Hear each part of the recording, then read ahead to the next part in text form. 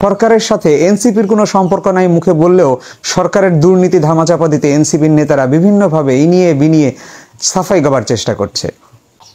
আমরা চাই না কোনো নির্দোষ ব্যক্তি শাস্তির আওতায় আসুক এবং কোনো দোষী ব্যক্তি দায় মুক্তি লাভ করুক।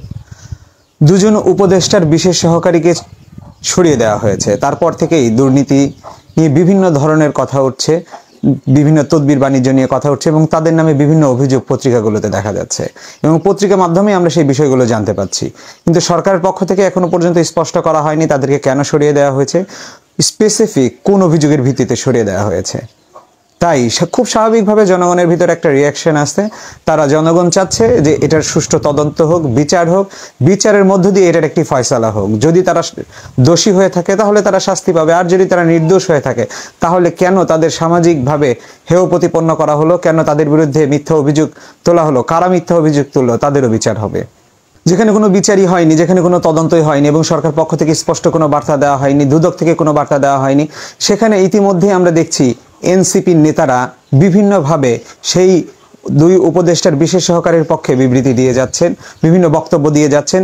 তারা নির্দোষ দাবি করছেন এবং তারা নির্দোষ দাবি করার জন্য ইনিয়ে বিনিয়ে অনেক কিছু বলবার চেষ্টা করছেন। তাদের ব্যক্তিগত জীবন নিয়েও বলবার চেষ্টা করছেন যে ব্যক্তিগত জীবনে তিনি বিনয়ী, ব্যক্তিগত জীবনে একজন বিনয়ী ব্যক্তি যে দুর্নীতিবাজ হতে পারেন না এর সার্টিফিকেট কি তারা দিতে পারেন? এর আগে আমরা দেখেছি সরকারের বিভিন্ন দুর্নীতি ধামাচাপা দিতে ছাত্রলীগ, যুবলীগ বা আওয়ামী লীগের নেতাকর্মীরা উঠে পড়ে লাগতো এবং এই দুর্নীতির বিরুদ্ধে যারা কথা বলতো তাদেরকে হামলা করতো, মামলা করতো বা বিভিন্ন ধরনের নিপীড়ন চালাতো, তাদের মুখ বন্ধ করার জন্য যা যা করা দরকার তাই করতো।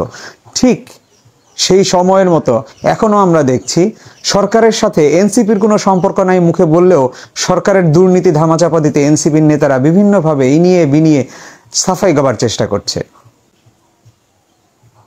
যেখানে বিচারই হয়নি, বিচার বিভাগীয় তদন্তের মাধ্যমে বিচার হতে পারে, বিচার হওয়ার পরে তদন্ত হতে পারে, তদন্ত হওয়ার পরে বিচার হতে পারে, তারপরে এটি সত্য মিথ্যা যাচাই উদ্ঘাটন হতে পারে। তার আগ পর্যন্ত তো খুব স্বাভাবিকভাবে মানুষ একটি ঘটনা বা একটি অভিযোগ যখন দায়ের হবে বা একটি অভিযোগ যখন মানুষের সামনে আসবে, মানুষ সেটির বিচার চাবে, মানুষ সেটির তথ্য জানতে চাবে, মানুষ সেটির সত্য জানতে চাবে।